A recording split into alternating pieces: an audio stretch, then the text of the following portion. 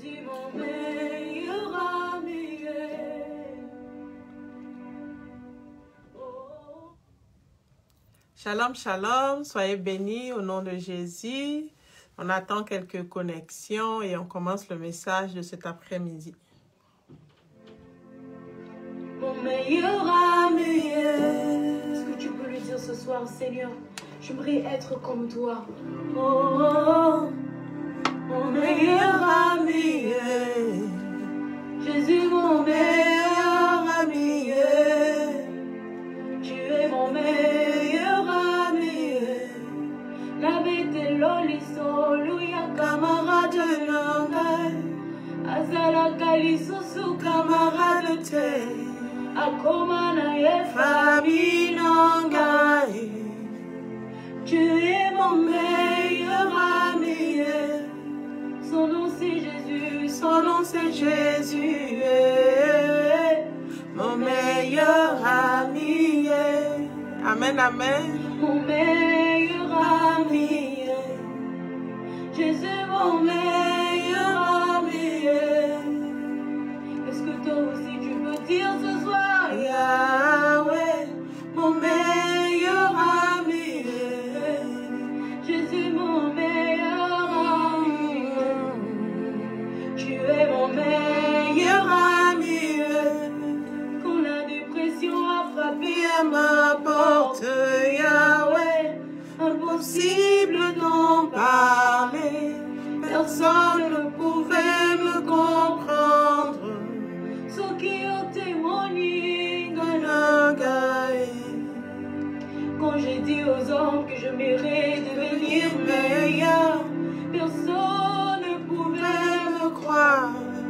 Ça semblait tellement impossible. Ceux qui ont témoigné, Ganagai. Ma famille avait dit que pour mon cas c'était fini, c'était devenu impossible. Personne ne pouvait me comprendre. Ceux qui ont témoigné, Ganagai. Pour mon comportement.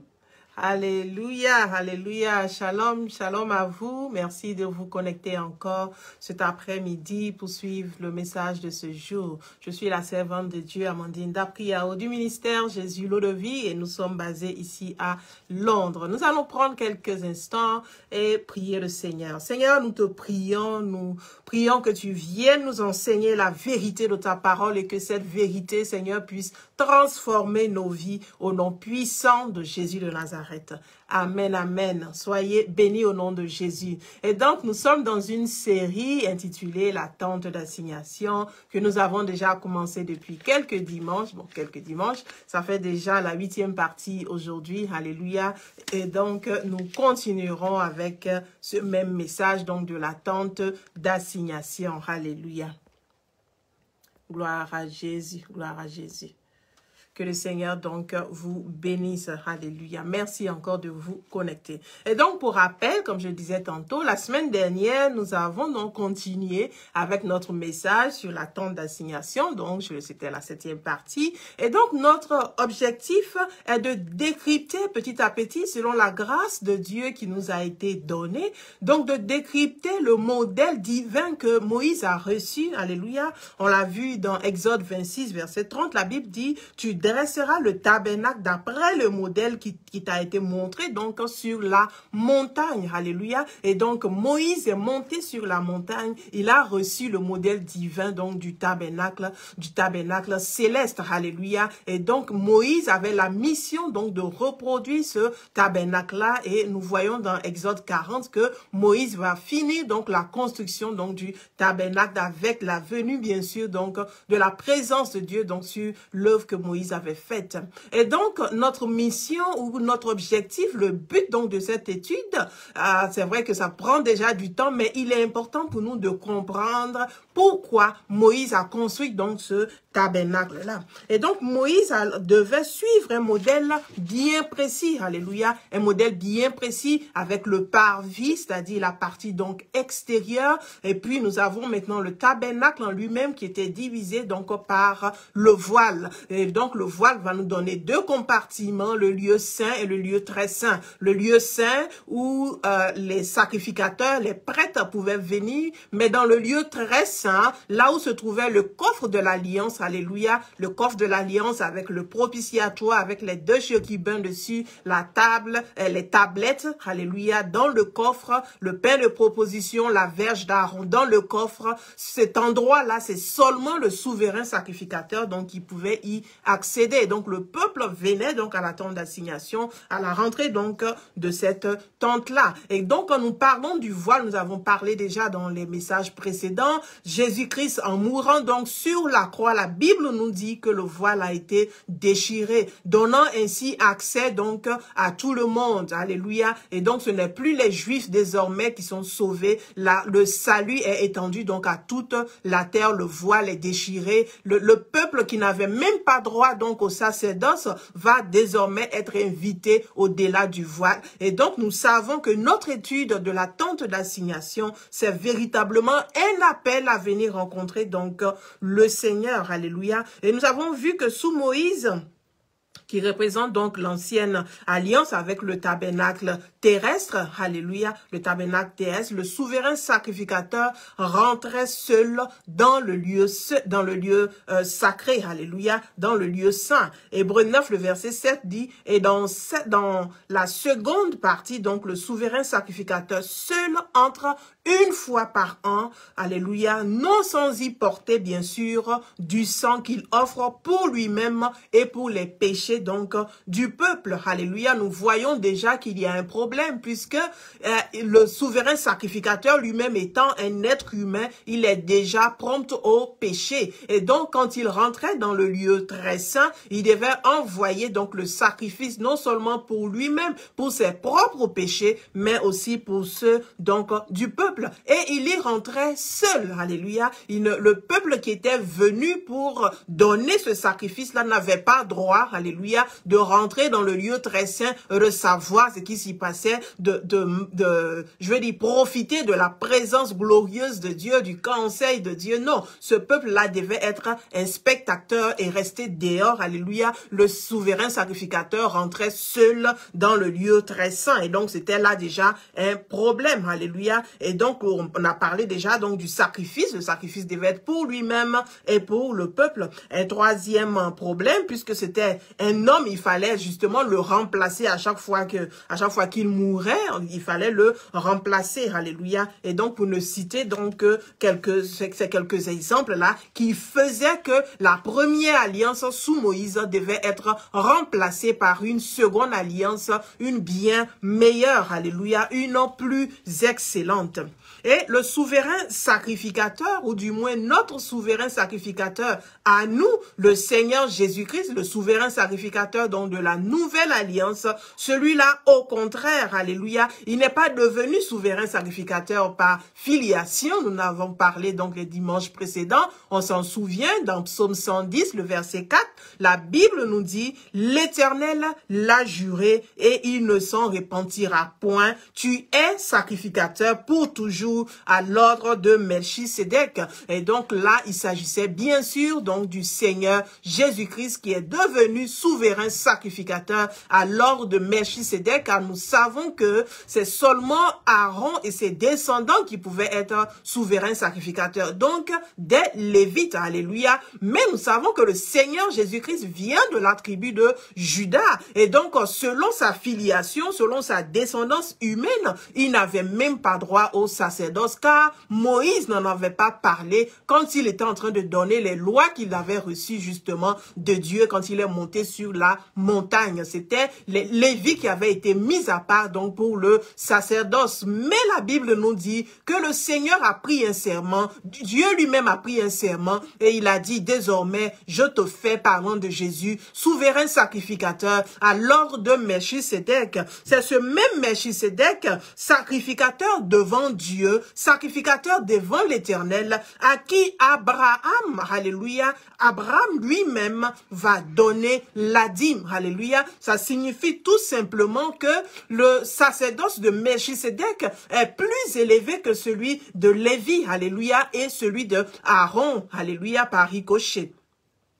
Parce que les Lévites devaient recevoir du peuple la dîme. Pourquoi? Parce qu'ils avaient un sacrifice, un sacerdoce, pardon, plus élevé que les autres tribus. Alléluia. Mais Abraham, en donnant le sacrifice, en donnant la dîme à Melchisédek, était en train de dire que Melchisédek a un sacerdoce plus élevé. Pourquoi? Parce que quand Abraham donnait donc la dîme à Melchisédek, la Bible nous dit que Lévi était déjà dans son sein, parce que Lévi, descendant d'Abraham, parce que nous avons Abraham, après nous avons Isaac, nous avons Jacob, et ensuite les enfants de Jacob, dont Lévi. Et donc quand Abraham se présente devant Melchisédek, et il lui donne la dîme, il est en train de donner la dîme non seulement pour Isaac, non seulement pour Jacob, mais pour Lévi et pour tous les autres enfants aussi. Et donc immédiatement, le sacerdoce de Melchisédek devient plus élevé que celui de Lévi. Et nous avons appris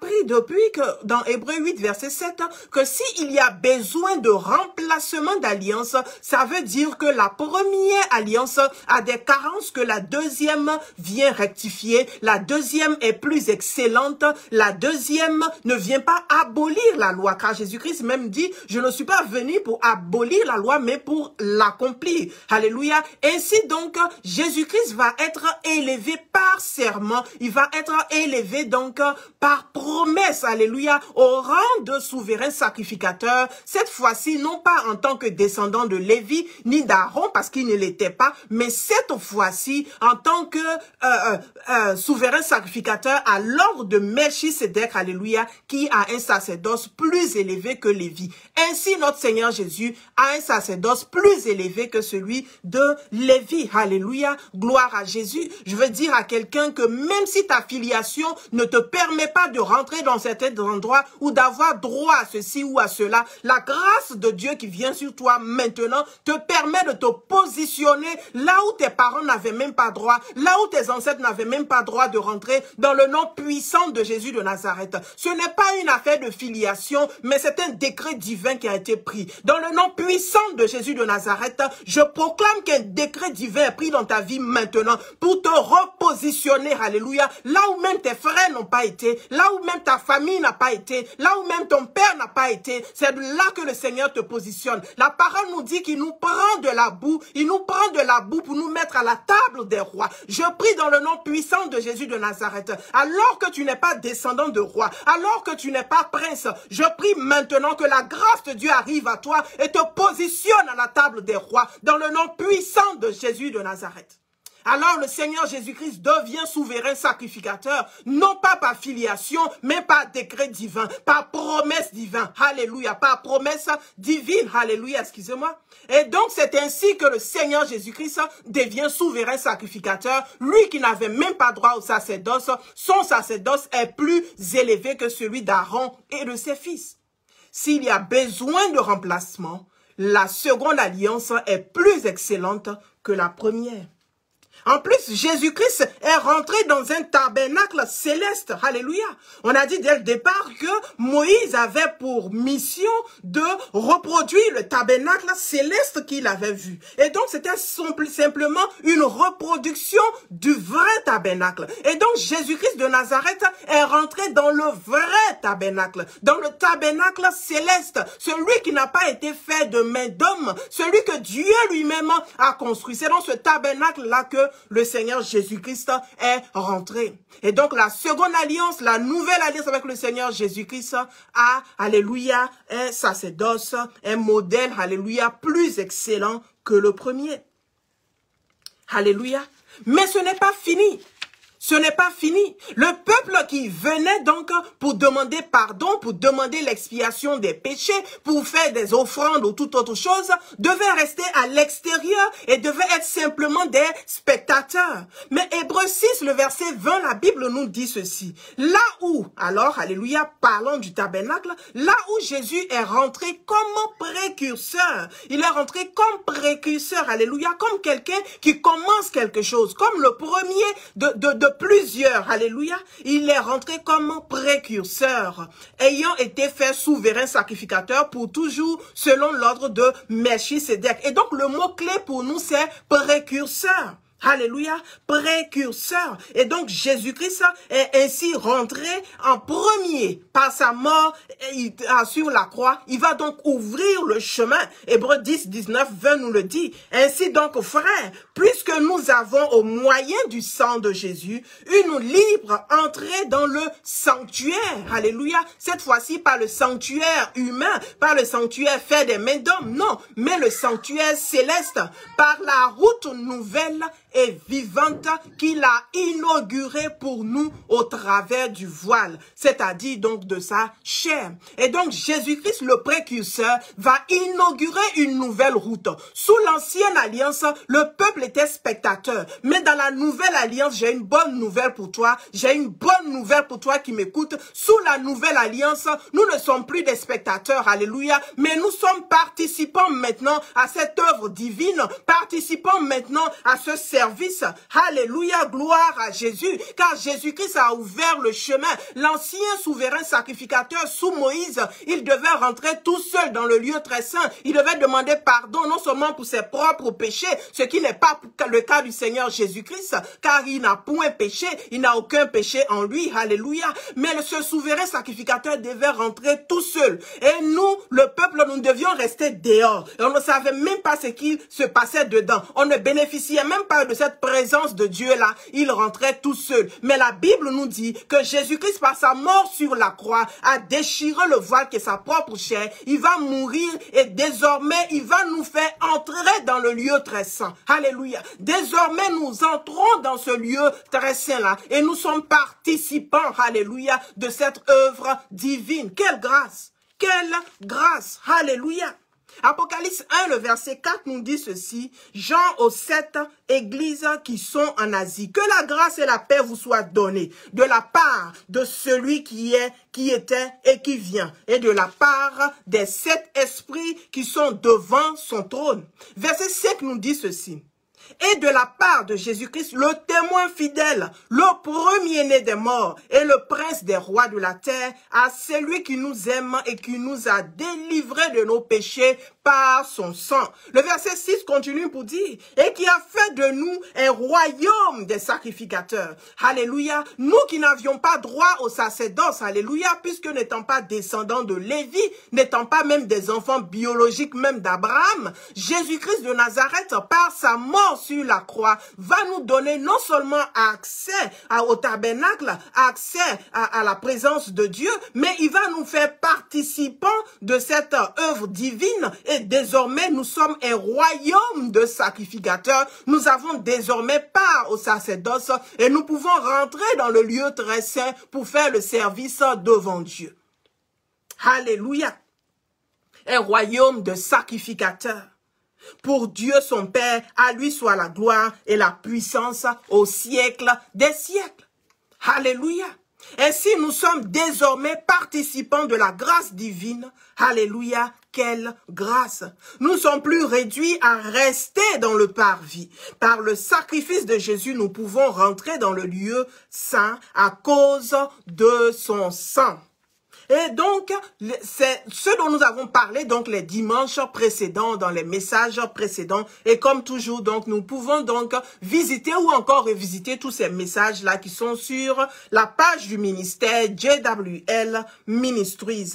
Et on peut donc encore visiter donc ces messages. Et donc, aujourd'hui, nous allons continuer notre étude sur la tente d'assignation. Et j'espère, alléluia, que vous suivez bien, que vous suivez déjà donc ce message. message-là. Et sachez que nous sommes en train d'aller quelque part. Nous avons une destination bien précise. Alléluia. Et donc, il est important pour nous d'assimiler toutes ces bases-là, toutes ces connaissances, tous ces fondamentaux afin de construire là-dessus, parce que Jésus-Christ pouvait dire à Pierre, tu es Pierre et sur cette pierre je bâtirai mon église. C'est-à-dire, c'est une révélation de savoir que je suis le Messie et c'est sur cette révélation-là que je vais bâtir mon église. Donc, le Seigneur bâtit sur la révélation, alléluia, que nous avons. Et chaque fois que nous venons à Dieu, chaque fois que nous écoutons donc ces messages que nous ayons de révélation en révélation, nous sommes nous-mêmes en train de transformer donc nos vies. Et donc, il est important de suivre ce message-là et cette série-là en particulier afin de pouvoir en tirer bénéfice à la fin. 2 Corinthiens 3, le verset 18, la Bible nous dit que nous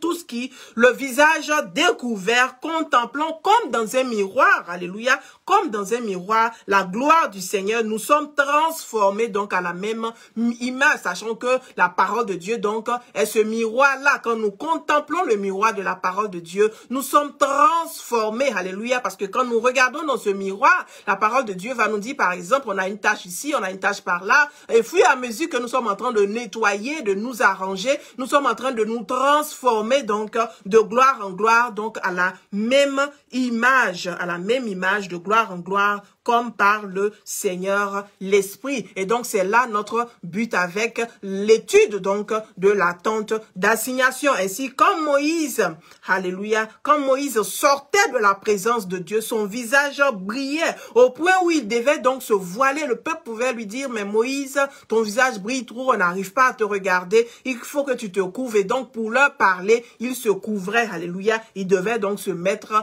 un voile. Pourquoi? Parce qu'il était en train de contempler la gloire de Dieu. Et quand nous contemplons la gloire de Dieu, nous sommes transformés donc à la même image. À la fin de notre étude, donc sur la tente d'assignation, nous devons tous briller de la gloire de Dieu. C'est là l'objectif. Nous devons tous briller de la gloire de Dieu. Parce que quand Moïse partait rencontrer Dieu, quand il sortait de la présence de Dieu, il avait cette gloire-là. Donc, pendant que nous sommes en train d'étudier le modèle divin de la tente d'assignation, alors que nous sommes en train de comprendre réellement pourquoi ce modèle et quel est son impact sur nos vies, nous devons sortir de là, alléluia, en brillant donc de gloire en gloire, alléluia. Et donc, cette série même aurait pu s'appeler la prière efficace, alléluia. Comment avoir la réponse à sa prière au lieu de la tente d'assignation. Donc, vous l'aurez compris, c'est vers là que nous sommes en train de partir. Comment prier? Mais on ne peut pas parler de la prière qui est une convocation devant Dieu si nous ne parlons pas du modèle divin, si nous ne parlons pas du modèle que Dieu lui-même a donné. Dans Exode 33, le verset 7, la Bible nous dit qu'il est l'un des versets de base que nous avons utilisé pendant toute cette étude de la tente d'assignation. Moïse prit la tente et la dressa hors du camp à quelque distance. Il l'appela tente d'assignation. Et tous ceux qui consultaient l'Éternel allaient vers la tente d'assignation qui était hors du camp. Alléluia. Et donc notre objectif, c'est de répondre à cet appel du Seigneur de venir à la tente d'assignation pour consulter Dieu. Alléluia. Et donc nous sommes en train là de parler donc de la prière. Mais pour parler de la prière efficace, il était important pour nous, ou du moins, il est important pour nous de poser les bases, de poser les fondamentaux sur la tente d'assignation, puisque c'est justement à cet endroit-là qu'il fallait aller pour consulter Dieu. Et donc, nous continuons notre étude aujourd'hui. Alléluia. Il y a 5 éléments qui sont importants pour nous. On a parlé de la tente d'assignation, donc dans son ensemble. On a parlé aussi du lieu secret, ou du moins du lieu très saint, que nous avons appelé donc le lieu secret. Et il y a aussi le sacrificateur, le souverain sacrificateur, dont nous avons parlé les dimanches précédents. Aujourd'hui, nous allons parler donc du sacrifice. Et quel est l'impact donc du sacrifice? Alléluia, quand il y a eu changement, parce que là, on savait que sous l'alliance avec Moïse, C'était le sang des animaux, c'était les boucs, c'était les oiseaux, c'était les veaux qu'il fallait apporter pour le sacrifice. Mais avec Jésus-Christ, c'est son propre sang qu'il a apporté. Donc, c'est son propre sang qu'il a porté dans le lieu saint, dans le lieu très saint, devant l'Éternel des armées. Et notre cinquième élément, c'est les tablettes, alléluia, qui se trouvent dans le coffre de l'Alliance. Et donc, nous allons parler des tablettes plus tard, alléluia, par la grâce de Dieu. Mais aujourd'hui, nous allons continuer notre titre de la tente d'assignation et parler donc du sacrifice. Pourquoi donc changer donc le sacrifice? Donc, comme je le disais dès le départ, le Seigneur Jésus-Christ n'est pas venu pour abolir la loi. Et donc, la loi dit quoi? La loi dit que si nous avons péché, il doit avoir effusion de sang afin que le péché soit remis, afin que le péché soit pardonné, afin que cette personne soit pardonnée de son péché. Et donc, c'est ce que la loi dit, c'est l'ordonnance qui avait été donnée à Moïse. Et donc, cette ordonnance-là demeure, alléluia. Et donc, quand il y a péché, il faut forcément que le sang coule. Mais jusque-là, sous l'ancienne alliance, c'est le sang des animaux qui avait coulé, alléluia. Mais sous la nouvelle alliance, gloire à Jésus-Christ qui va donner de son propre sang. Hébreux 8, le verset 7, comme je le disais, en effet, si la première alliance avait été sans défaut, il n'aurait pas été question donc de la remplacer par une seconde. Et donc, voyons un peu donc le sacrifice maintenant du Seigneur Jésus-Christ. Nous avons déjà vu dans les dimanches précédents que le sacrifice du Seigneur Jésus-Christ est un sacrifice éternel. Alléluia, il est rentré dans ce lieu saint-là une fois pour toutes. Alléluia. Et donc, notre souverain sacrificateur à nous, le Seigneur Jésus-Christ, lui, par contre, n'a pas offert le sang des boucs, mais il a offert son propre sang, obtenant ainsi une rédemption éternelle. Alléluia. Nous sommes ainsi exemptés, ainsi rachetés, alléluia, des sacrifices annuels d'expiation, parce que le peuple était tenu donc de venir faire ce sacrifice-là par le souverain sacrificateur une fois par année. Alléluia. Et donc, chaque année, il fallait se présenter, alléluia, au temple et faire ce sacrifice. Mais Jésus-Christ de Nazareth va accomplir cette loi. Il n'a pas aboli, la loi demeure, mais Jésus-Christ va l'accomplir en donnant de son propre sang, son sang qui est éternel, alléluia. Ainsi, nous, qui croyons au Seigneur Jésus-Christ, nous sommes désormais exemptés. Nous n'avons plus besoin de faire donc le sacrifice d'expiation chaque année. Alléluia. Pourquoi? Parce que notre souverain sacrificateur à nous, le Seigneur Jésus-Christ de Nazareth, il a déjà fait le sacrifice. Alléluia. Et donc, par sa mort sur la croix, il a fait pour nous ce sacrifice annuel une fois pour toutes. Et donc, nous avons la rédemption de nos péchés pour l'éternité. C'est là encore une autre différence entre la nouvelle alliance et l'ancienne alliance où le sang des animaux ne pouvait couvrir le péché que pour une année. L'année suivante, alléluia, il fallait encore revenir pour faire le sacrifice d'expiation pour le pardon des péchés. Alléluia. Et donc, pour nous, plus besoin de faire des sacrifices d'expiation, car chaque année, avec le sang des animaux, car le sang de notre Seigneur Jésus a obtenu pour nous une rédemption éternelle. Une rédemption éternelle. Voyons un peu ce que dit Lévitique 1. On va lire les versets 1 jusqu'au verset 5. Alléluia. J'espère que ce message te fait du bien. Nous allons lire Lévitique au chapitre 1. Alléluia. Lévitique chapitre 1. On va lire verset 1 jusqu'au verset 5. L'Éternel appela Moïse de la tente d'assignation et lui parla et dit: parle aux enfants d'Israël et dis-leur, lorsque quelqu'un d'entre vous fera une offrande à l'Éternel, il offrira du bétail, du gros ou du menu bétail. Si son offrande est un holocauste de gros bétail, il offrira un mâle sans défaut. Alléluia, sans défaut. Il offrira à l'entrée de la tente d'assignation devant l'Éternel pour obtenir sa faveur. Il posera donc sa main sur la tête de l'holocauste qui sera agréé de l'Éternel pour lui servir donc d'expiation.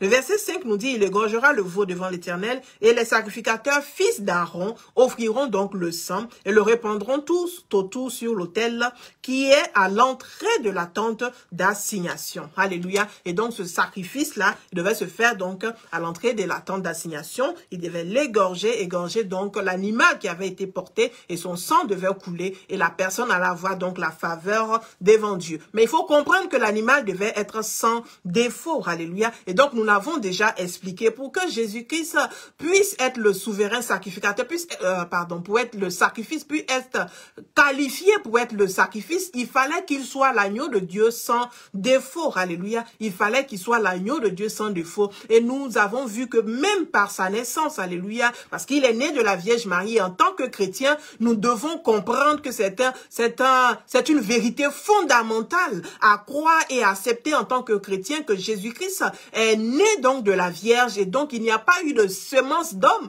car nous savons que quand Adam et Ève vont pécher dans le jardin d'Éden, le péché va ainsi rentrer donc dans l'humanité, le péché déjà qui existait, car nous savons que Satan avait péché déjà dans le temple, puisque Satan déjà avait été créé avant les hommes, et donc il avait déjà péché, et donc le péché en lui-même existait, puisqu'il avait eu la convoitise dans son cœur. Donc le péché existait, mais le péché va rentrer mais désormais dans l'humanité quand Adam et Ève donc vont pécher dans le jardin d'Éden. Et donc tout être humain qui va naître, il est déjà corrompu. Alléluia, de la semence d'un homme, il est déjà corrompu. Quand l'ange va venir voir la Vierge Marie, elle va lui dire que tu es bien heureuse parce que tu auras un enfant. Elle va lui demander, mais comment est-ce que cela va se faire? Et nous le voyons dans Luc déjà au chapitre 1. Il dit, comment cela doit se faire? Il dit, l'Esprit de Dieu viendra sur toi et tu tomberas enceinte, tu auras un enfant, cet enfant-là qui sera le sauveur du monde. Et donc, en tant que chrétien, c'est une vérité fondamentale, non seulement à accepter, mais à croire que le Seigneur Jésus-Christ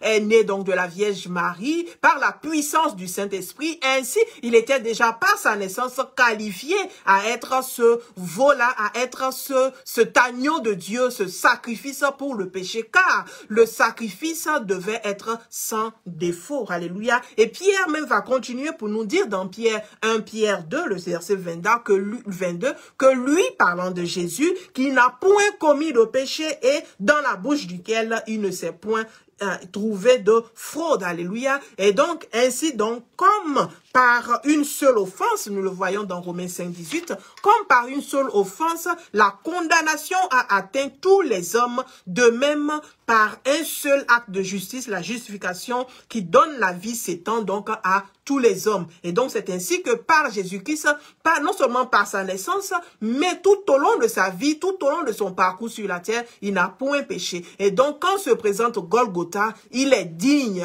alléluia, il est l'agneau de Dieu digne, alléluia, il est l'agneau de Dieu digne d'être sacrifié pour l'humanité, car sans défaut, car sans péché. Alléluia, il s'est présenté lui-même saint devant l'Éternel, sans défaut. Sans défaut, alléluia. Et donc c'est l'agneau de Dieu digne. Il est l'agneau de Dieu. C'est ainsi que Jean-Baptiste pouvait dire, il dit, voici l'agneau de Dieu qui ôte le péché du monde. Alléluia. Voici l'agneau de Dieu qui ôte le péché du monde. Et donc cette rédemption est éternelle.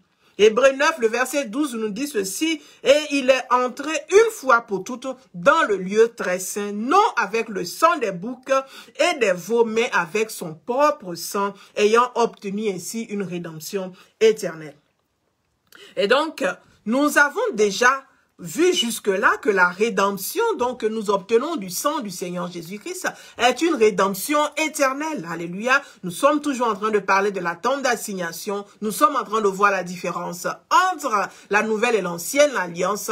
Cette fois-ci, nous nous focalisons sur le sacrifice sous la nouvelle alliance et la différence avec le sacrifice sous l'ancienne alliance. Et nous voyons déjà une première différence, c'est la rédemption éternelle. Le sang des boucs, il fallait le refaire chaque année. Vous n'obtenez pas une rédemption éternelle, non, c'était une rédemption annuelle temporaire et chaque année donc il fallait venir refaire le sacrifice. La différence, le Seigneur Jésus-Christ obtient pour nous une rédemption éternelle. Le sang de Jésus, lui qui est l'agneau donc de Dieu. Ce n'est plus le sang des animaux, mais il va rentrer avec son propre sang. Alléluia. Lui-même qui est Dieu, alléluia, va rentrer avec son propre sang. Et donc par sa mort, nous sommes nous aussi devenus souverains, nous sommes aussi devenus sacrificateurs. Nous l'avons vu. Et donc c'est là les quelques exemples de différence. Nous sommes ainsi rachetés par le sang de Jésus, car il a payé pour nous le prix du péché, car le salaire du péché, c'est la mort. Alléluia. Mais nous savons que le don gratuit de Dieu, c'est la vie éternelle en Jésus-Christ. Et donc, cette vie-là se trouve en Jésus-Christ. Nous qui avons péché, alléluia, nous devons nous-mêmes mourir, car il faut effusion du sang pour le péché. Et donc, nous qui avons péché, nous devons mourir. Mais le plan divin de Dieu, donc, c'était de nous remplacer. Alléluia. Le plan divin de Dieu, donc, c'est envoyer le Seigneur Jésus mourir à la croix pour nous et faire de lui le sacrifice pour toute l'humanité. Hébreux 9, le verset 15 nous dit ceci. Nous allons lire Hébreux 9, pardon. On va lire à partir donc du verset 15. Alléluia. Aujourd'hui, nous parlons donc du sacrifice de notre Seigneur Jésus-Christ. Donc, le verset 15 dit ceci. Et c'est pour cela qu'il est le médiateur d'une nouvelle alliance. Nous parlons de Jésus. Afin que la mort étant intervenue pour le rachat des transgressions commises sous la première alliance, ceux qui ont été appelés reçoivent l'héritage éternel qui leur a été promis. Pour parler d'héritage, il faut qu'il y ait testament. Alléluia. Il faut bien un testament. Donc le verset 16 continue pour dire que quand là où il y a un testament, justement, il est nécessaire que la mort du testateur soit constatée. Parce que si le testateur est encore vivant, on ne peut pas lire son testament et comprendre ce qui s'y passe. Non, le testament devient valable à partir donc de la mort donc du testateur quand sa mort a été constatée. Le verset 17 nous dit, un testament en effet n'est valable qu'en cas de mort puisqu'il n'a aucune force tant que le testateur vit. Voilà pourquoi c'est avec du sang que même la première alliance fut inaugurée. Alléluia. Puisque la vie se trouve dans le sang. Alléluia. L'âme se trouve dans le sang. Et donc, pour prouver réellement qu'il y a un héritage de vie qui est donné, quand on parle d'héritage, on doit parler de testament. Si on parle de testament, celui qui a fait le testament est mort. Et donc, chaque fois qu'on parle d'héritage de la vie, il faut que celui qui donne cette vie en héritage soit justement mort. Et donc, c'est par le sang qu'on va vraiment attester donc de la mort. Et donc, même la première alliance va être certifiée donc par ce sang-là, va être inaugurée par le sang, mais le sang des animaux. Et donc, le verset 19 nous dit ceci. Moïse, après avoir prononcé devant tout le peuple tous les commandements de la loi, prit le sang des veaux et des boucs avec de l'eau et de la laine écarlate et de l'hysope, et il fit l'aspersion sur le livre lui-même et sur tout le peuple en disant, ceci est le sang de l'alliance que Dieu a ordonné pour vous. Il fit pareillement l'aspersion avec le sang sur le tabernacle et sur tous les ustensiles donc du culte. Le verset 22, et presque tout d'après la loi est purifié avec du sang et sans effusion de sang, il n'y a point de pardon. Alléluia. Et donc, le sang de Jésus-Christ est versé afin que nous obtenons donc le pardon. Cette fois-ci, ce n'est pas le sang des boucs des animaux qui obtenait le pardon donc temporaire, mais le sang de Jésus est véritablement versé. Le Jésus-Christ de Nazareth est véritablement mort afin que nous ayons un pardon, un rachat qui est éternel. Ainsi, le sang du rachat sous la nouvelle alliance n'est pas un sang donc étranger, c'est-à-dire le sang d'un animal. Non, c'est le sang même du souverain sacrificateur lui-même qui va rentrer là-bas dans le lieu très saint. Donc, c'est un sang plus excellent. Alléluia. Plus excellent que celui des animaux. Et donc, au-delà du rachat, alléluia, au-delà du rachat, ou si on veut, à côté du rachat, le sang des animaux qui devait être offert chaque fois ne faisait rien d'autre que de couvrir les péchés et ce de façon temporaire. Le sang des animaux devait être offert chaque année annuellement, une fois par an, les enfants d'Israël devaient venir demander pardon, demander l'expiation de leurs péchés avec ce sang des animaux. Ils n'avaient pas la capacité donc de changer la nature des enfants d'Israël. Et donc nous allons voir encore un autre exemple, un autre avantage. Pourquoi il y a eu besoin de la nouvelle alliance. Alléluia. Le sang des animaux ne faisait que couvrir le péché. Alléluia. Ne faisait que les racheter pour une année. Il fallait encore revenir. Mais le sang de Jésus-Christ, par contre, va obtenir une rédemption éternelle. Mais à côté de cela, il y a autre chose que le sang fait. Alléluia. La nouvelle alliance étant plus excellente que la première, que l'ancienne, ne fait pas que nous racheter du péché. Elle nous donne une nouvelle nature par le sang de Jésus-Christ. Alléluia. Ainsi, lisons dans Hébreux 10, le verset 1. On va voir jusqu'où on peut arriver. On va lire à partir donc de verset 1. En effet, la loi qui possède une ombre des biens à venir et non l'exacte représentation des choses ne peut jamais par les mêmes sacrifices qu'on offre perpétuellement chaque année amener les assistants à la perfection. C'est-à-dire quoi? C'est-à-dire que chaque fois, il fallait venir faire le sacrifice. Pourquoi? Parce que le peuple d'Israël continuait de pécher. Parce que les hommes continuaient de pécher. Et donc, même quand ils faisaient le sacrifice n'avait pas la capacité de changer leur nature. De sorte que, pour dire, bon, parce que l'année dernière, on a déjà donné le sang des animaux, on a fait le sacrifice. Normalement, si c'était pour 10 péchés ou 20 péchés, cette année, ça sera pour 15. Au fur et à mesure, à un moment donné, on allait dire, on n'a plus besoin de faire de sacrifice. Pourquoi? Parce que tous les anciens sacrifices ont fini par changer la nature des enfants d'Israël. Mais que non, chaque année, il fallait revenir pour faire le sacrifice. Pourquoi? Parce que le sang des animaux n'avait pas cette capacité d'emmener les assistants donc à la perfection.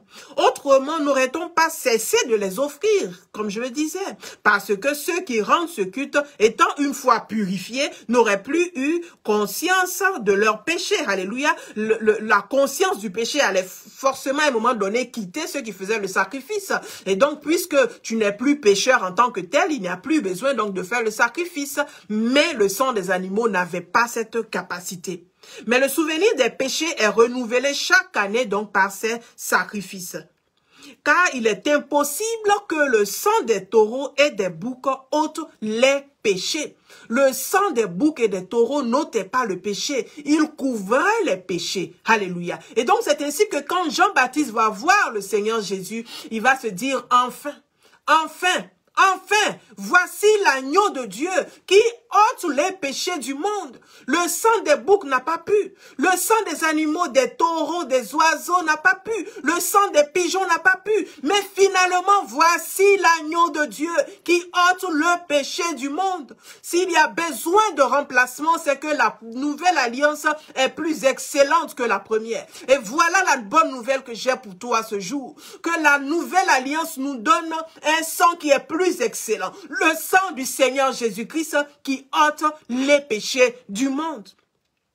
Le verset 5 d'Hébreux 9 nous dit ceci, c'est pourquoi Christ, entrant dans le monde, dit, tu n'as voulu ni sacrifice, ni offrande, mais tu m'as formé un corps. Parce que le sacrifice et les offrandes ne pouvaient pas le faire, ne pouvaient pas ôter le péché du monde. C'était juste une représentation des choses qui étaient réelles. Alléluia.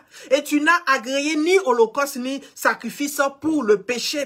Alors j'ai dit, voici je viens. Alléluia. Et donc, c'est le Seigneur Jésus-Christ lui-même qui a dit, il dit, voici, je viens. Dans le rouleau du livre, il est question de moi. Pour faire, ô Dieu, ta volonté. Et donc, la volonté de Dieu, c'est de ôter le péché du monde. Ce n'est pas de couvrir le péché momentanément, mais c'est de ôter le péché du monde. Car si le péché est rentré par un seul homme, Adam, le Seigneur Jésus-Christ va le faire sortir. Alléluia. Par son sacrifice sur la croix, il fait sortir le péché de l'humanité. Et donc, après avoir dit d'abord, tu n'as voulu et tu n'as agréé ni sacrifice, ni offrande, ni holocauste, ni sacrifice pour le péché, ce qu'on offre selon la loi. Il dit ensuite, voici, je viens pour faire ta volonté. Et quelle est cette volonté? Il va nous le dire. Il dit, il abolit ainsi la première chose pour établir donc la seconde. C'est en vertu de cette volonté que nous sommes sanctifiés. Alléluia. Le sang des boucs, alléluia, ne couvrait que le péché. Il ne pouvait pas sanctifier, ne pouvait pas justifier.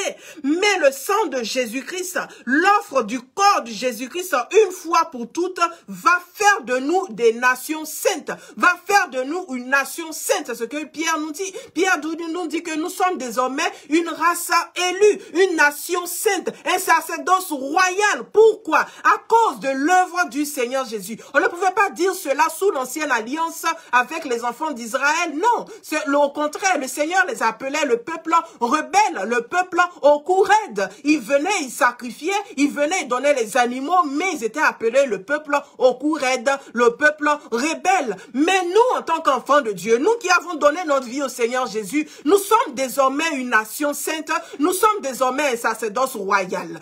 Alléluia. Je veux dire à quelqu'un que la nouvelle alliance nous permet donc non seulement cette fois-ci d'être des spectateurs, mais nous sommes participants à la nature divine de Dieu. Le sang des boucs n'avait pas cette capacité.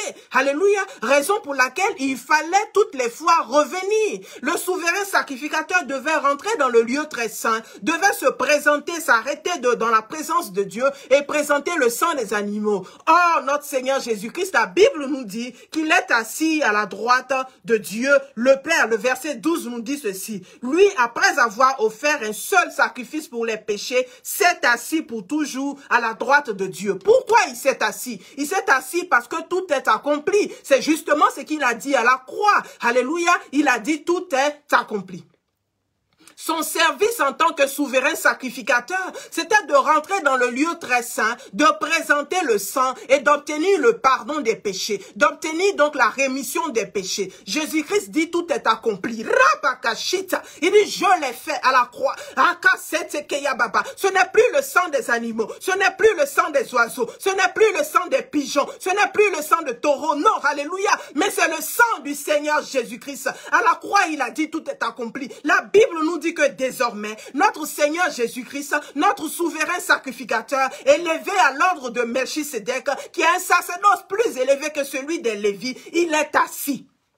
On s'assoit quand on a fini son travail. Alléluia. Sinon, on se souvient que quand Étienne était en train d'être lapidé, la Bible nous dit dans Actes des Apôtres que Étienne a levé les yeux vers le ciel. Il dit, je vois Jésus-Christ arrêté à la droite de Dieu. Et là, Jésus-Christ était arrêté. Pourquoi? Quelle était la prière que Étienne était en train de faire? Étienne était en train de dire à Dieu, il dit, ne leur impute pas ce péché. Il était en train de demander pardon pour eux. Il était en train d'intercéder pour la rémission de leurs péchés.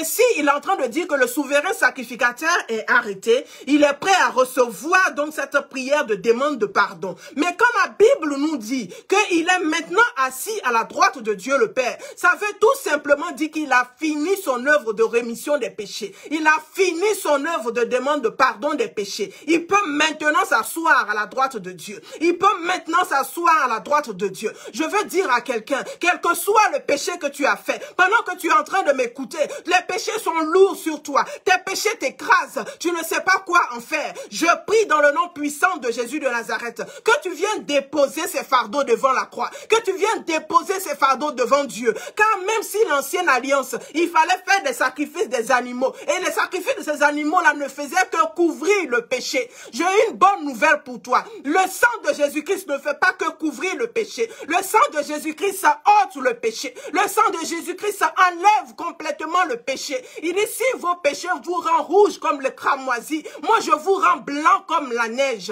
Il dit aussi éloigné que l'Est soit de l'Ouest. C'est comme ça que je vous éloigne de vos péchés. C'est comme ça, c'est l'œuvre de Dieu. L'œuvre de Dieu, c'est de nous éloigner du péché, de nous donner désormais une nature divine. Le sang des boucs, le sang des animaux, le sang des veaux et des taureaux ne peut pas changer notre nature. De sorte que chaque année, il fallait revenir de faire le sacrifice pour couvrir les péchés, car nous avions conscience de notre état de pécheur. Mais le sang de Jésus-Christ de Nazareth, le ressuscité, alléluia, le premier-né d'entre plusieurs, le sang du roi de gloire, ce sang-là par contre va changer notre nature. Oh, j'ai une bonne nouvelle pour toi. Ce n'est plus le sang des animaux. J'ai une bonne nouvelle pour toi. Alléluia. Désormais, nous courons vers la perfection. Nous courons vers la perfection. Pourquoi? Parce que le sang de Jésus-Christ a changé notre nature. Désormais, nous sommes des êtres régénérés. Pourquoi? Parce que nous avons accepté le sacrifice de notre Seigneur Jésus-Christ. Alléluia. Alléluia. Lisons le verset 13 de Hébreux 9. La Bible nous dit ceci.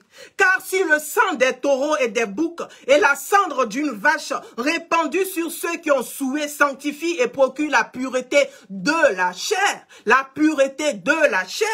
combien plus le sang de Christ qui par un esprit éternel s'est offert lui-même sans tache à Dieu, purifiera-t-il votre conscience, votre âme, alléluia, des œuvres mortes afin que vous serviez le Dieu vivant. Afin que vous serviez le Dieu vivant. Il fallait faire les ablutions, il fallait se mettre à part pour se sanctifier, il fallait pas se mélanger avec les gens, il fallait faire ci, il fallait faire ça, il fallait apporter des sacrifices d'expiation.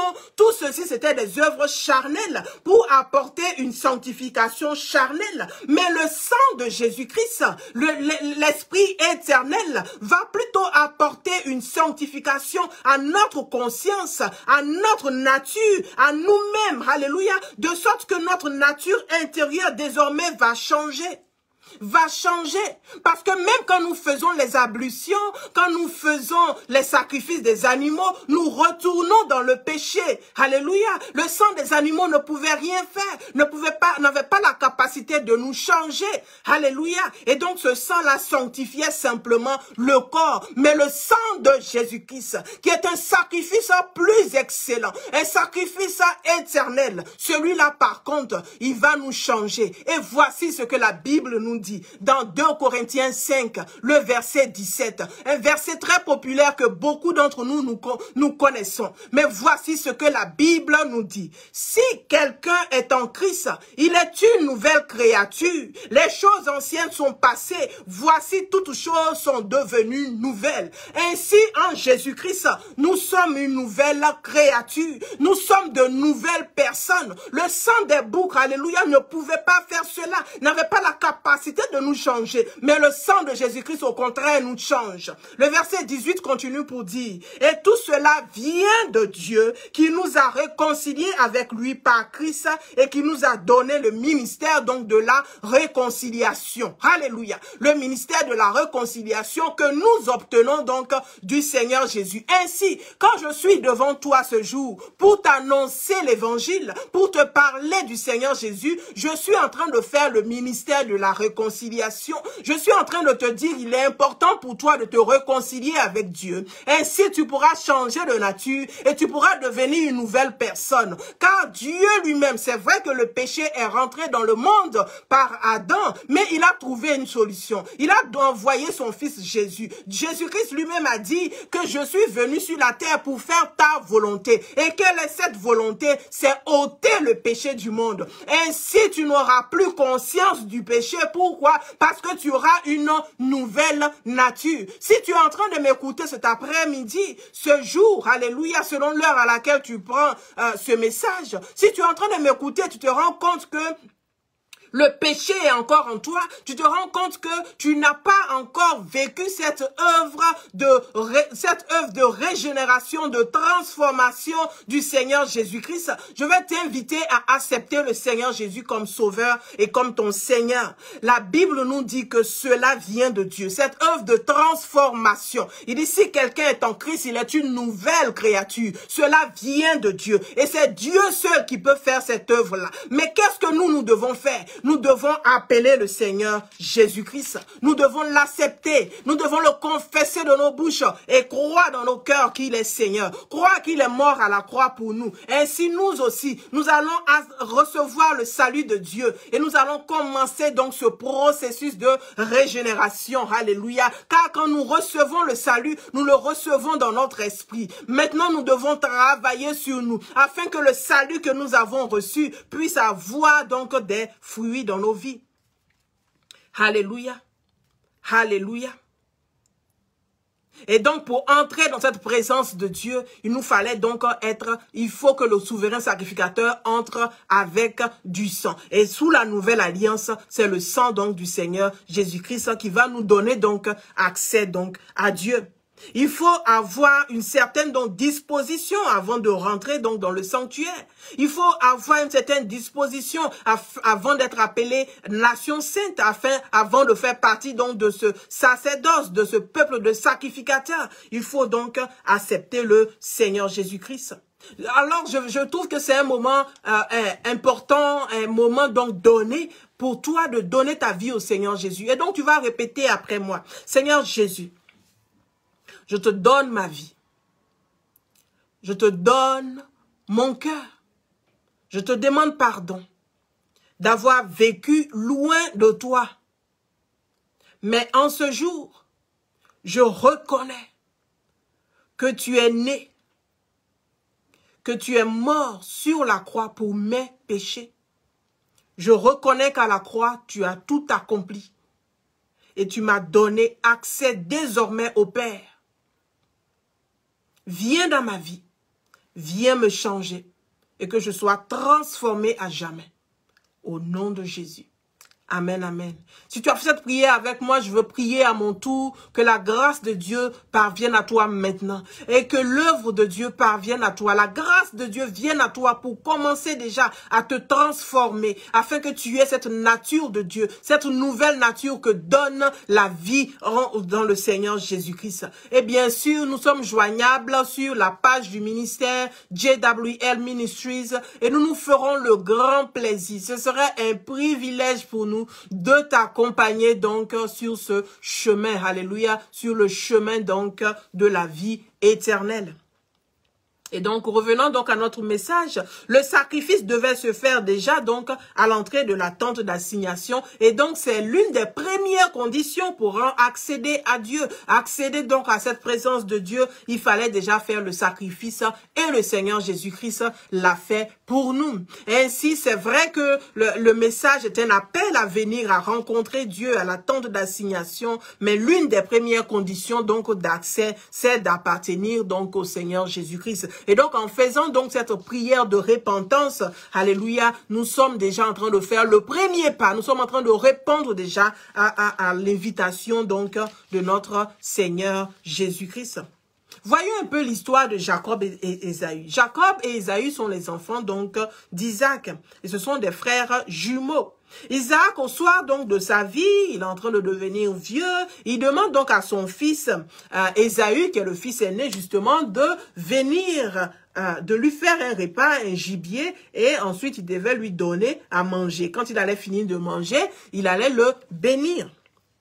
Alléluia. Et donc, la maman Rebecca, qui va avoir vent donc de l'information, va dire à son fils Jacob qu'elle préférait pour dire, ton père veut bénir Ésaü, mais il lui a demandé un repas. Moi, je vais le faire le repas et je te le donne. Et toi, tu vas voir ton père puisqu'il ne voit pas bien. Ainsi, donc, tu obtiendras donc la bénédiction. Mais il y avait un problème. Et nous voyons le problème au verset 11. Jacob répondit à sa mère, voici Ésaü, mon frère, est velu, et je n'ai point de poil. Alléluia. Et moi, je n'ai point de poil. Elle va trouver une solution. Le verset 15 nous dit ceci. Ensuite, Rebecca prit les vêtements d'Ésaü, son fils aîné, les plus beaux qui se trouvaient à la maison, et les fit mettre à Jacob, son fils cadet. Elle couvrit ses mains de la peau des chevreaux et son cou, donc, qui était sans poil. Alléluia. Et donc, ainsi, le problème, donc, des poils était ainsi réglé.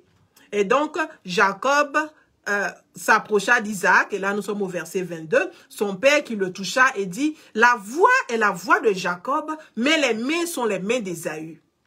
Il ne le reconnut pas parce que ses mains étaient velues comme les mains d'Ésaü, son frère, et il le bénit. Isaac a béni donc Jacob pensant que c'est Ésaü. Et c'est ce que le Seigneur Jésus-Christ fait pour nous. Quand nous nous présentons devant Dieu, c'est vrai qu'il peut entendre la voix. Il dit, mais la voix que j'entends là, j'ai l'impression que c'est la voix d'Amandine. Mais la peau qu'elle a, c'est la peau de mon fils Jésus-Christ. Oh, Rabokoshitsa Kayababa, je vais dire à quelqu'un, alors que tu as donné ta vie au Seigneur Jésus-Christ, n'aie plus peur. Jacob avait peur. Il dit, mais et s'il me reconnaît? Sa maman lui dit, n'aie pas peur. Déjà, tu as les habits d'Ésaü, j'ai mis les poils sur toi, il va te bénir. Je vais dire à quelqu'un, n'aie pas peur de rentrer dans la présence de ton Dieu. Pourquoi? Même si tu as la même voix, même si c'est ta voix qui est restée, même si c'est toi qui es resté, mais les habits que tu as mis, c'est les habits de Jésus-Christ. Alors tu auras l'odeur du Seigneur Jésus, tu auras le parfum du Seigneur Jésus, alléluia, et Dieu va t'entendre, Dieu va te bénir, viens dans sa présence, alléluia, revêtu de Jésus, raison pour laquelle il est important d'accepter le Seigneur Jésus comme Seigneur et comme Sauveur. Ainsi nous perdons notre ancienne identité, nous sommes désormais enfants de Dieu, nous avons désormais une nouvelle nature. C'est pour cela que la Bible nous dit que Jésus-Christ, il est le premier-né de plusieurs, il est le premier-né, alléluia. Pourquoi? Parce que nous sommes tous ses petits frères. Ésaü, qui était le fils aîné, qui devait recevoir la bénédiction, alléluia, ne l'a pas reçu. Pourquoi? Parce que Jacob a pris sa place en portant ses habits et en mettant sur lui des poils. C'est ce que l'œuvre de Dieu nous fait. C'est ce que l'œuvre de Jésus-Christ à la croix fait de nous, alléluia. Même si on n'avait pas droit à la bénédiction, même si on n'avait pas droit à la présence de Dieu, mais parce que Jésus-Christ est mort à la croix, nous sommes désormais revêtus de cette nouvelle nature, de la nature divine, des habits du Seigneur Jésus, du corps du Seigneur Jésus. Ainsi, quand nous nous présentons devant Dieu, c'est vrai que c'est notre voix, c'est vrai que c'est le désir de nos cœurs, c'est vrai que ce sont nos pensées, alléluia, que nous exprimons devant Dieu. Il dit, mais la voix là, c'est pas la voix du Seigneur Jésus, mais je bénis quand même. Pourquoi? Parce qu'il a les habits du Seigneur Jésus. Alors, il est important pour nous de porter les habits du Seigneur Jésus. Alléluia. Alléluia, gloire à Jésus. Et donc c'est ce que le sang du Seigneur Jésus-Christ fait. Nous sommes désormais revêtus par le sang, revêtus du sang de Jésus. Nous pouvons nous présenter dans la présence de Dieu sans crainte. Alléluia. Les choses anciennes sont passées. Notre conscience désormais. L'autre chose est que notre conscience désormais est nettoyée. Notre conscience désormais est nettoyée. Pourquoi? Par le sang de l'agneau. On l'a vu au départ, que nous tous qui contemplons à visage découvert, alléluia, comme dans un miroir, la gloire de Dieu, nous sommes transformés à la même image. Et donc il est important pour nous de passer par ce système de transformation, alléluia. C'est important pour nous. C'est cela que la Bible dit que Dieu regarde au cœur. Nous avons porté l'habit du Seigneur Jésus. Nous nous sommes présentés devant Dieu. Maintenant nous devons transformer, transformer. Et donc, dans l'ancienne alliance, on pouvait faire des ablutions toute la journée s'il fallait, alléluia. On pouvait faire tout ce qu'on pouvait, se mettre à part, tout ça, alléluia, pour essayer donc de nous laver, de nous purifier. Mais la Bible nous dit que Jésus-Christ, par son sacrifice, donc, abolit le péché. Abolit le péché. Désormais, alléluia. Qu'est-ce que nous devons faire? Nous devons maintenant produire. Alléluia. Nous devons désormais produire, avoir des produits donc de cette repentance. Si nous disons réellement que nous avons accepté le Seigneur Jésus, parce que nous nous présentons devant Dieu avec les habits donc de Jésus-Christ, et donc c'est Jésus-Christ qui se présente devant Dieu, on va dire, c'est Jésus-Christ que Dieu voit. Alléluia. Nous avons cette assurance-là, mais à notre tour, désormais, nous devons avoir donc nos œuvres doivent refléter cette repentance, doivent refléter cette nouvelle vie. Et c'est ce que le sang du Seigneur Jésus-Christ fait. La Bible nous dit dans Matthieu 3, verset 8, produisez donc du fruit digne de la repentance. Nous devons produire du fruit digne de la repentance en tant qu'enfants de Dieu. Si nous disons que nous avons accepté le Seigneur Jésus, si nous disons que le sang de l'agneau est versé aussi pour nous, nous devons produire des fruits dignes de la repentance, de cette nouvelle vie, de cette nouvelle nature divine que nous prétestons avoir. Alléluia. Gloire à Jésus. Alléluia. Et donc le sang de Jésus-Christ, plus que le sang donc des animaux, va nous donner une nouvelle nature, une nouvelle identité. une nouvelle identité. Désormais, nous pouvons nous présenter devant Dieu, comme Jacob s'est présenté devant son père avec les habits d'Ésaü, et il a obtenu donc la bénédiction au lieu de la malédiction. Car on sait qu'on ne peut pas rentrer dans la présence d'un roi, dans la présence de Dieu n'importe comment. Isaac, lui par contre, il voulait bénir Ésaü, son fils aîné, mais Jacob avait peur. Il dit, mais je n'ai pas de poil, je ne sens pas comme lui, je ne suis pas comme lui. Au lieu de la bénédiction, je risque d'avoir la malédiction. Et sa mère, donc, va lui dire, porte ces habits-là, mets les poils sur toi, donne-lui la nourriture. C'est ta voix, c'est vrai, mais à cause de l'odeur, la bonne odeur, alléluia, de son fils Ésaü, tu vas obtenir la bénédiction. Et il a obtenu la bénédiction. Ainsi, nous aussi, à cause de la bonne odeur de Jésus-Christ que nous revêtons, nous pouvons obtenir aussi la bénédiction quand nous venons dans la présence de Dieu. Nous avons donc pour responsabilité d'accepter le Seigneur Jésus-Christ de Nazareth comme Seigneur et comme Sauveur. Ainsi, nous pouvons nous présenter donc dans la présence de notre roi. Alléluia. Soyez bénis au nom de Jésus et par la grâce de Dieu, nous allons continuer donc ce message-là dans les jours à venir. Soyez bénis.